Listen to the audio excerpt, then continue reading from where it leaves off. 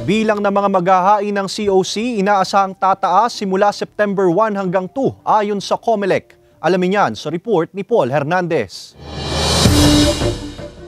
Hindi gaya ng unang araw ng filing of COC, pababa ang bilang ng mga naghahain ng kandidatura sa Batangas City para sa BSKE 2023. Nitong Miyerkules, naitala ang mahigit sa 500 submitted COC forms. At sa pagre-review ng mga COC, nakita ng COMELEC Batangas na marami ang first-timers. May variety na rin anila ang mga nag-aasang pumuesto. Kaabang-abang daw dahil mula sila sa iba-ibang sektor ng lipunan.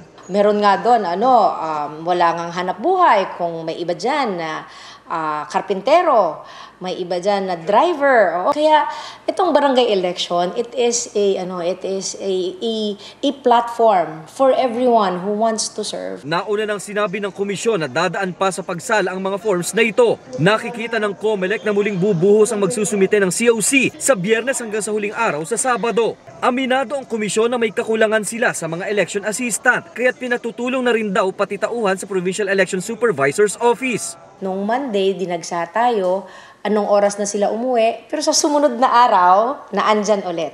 May ngiti ulit at galak para magserbisyo. Mariin pa rin ang kanilang abiso na hindi dapat mangampanya pagkatapos na magsumite ng COC sa filing venue.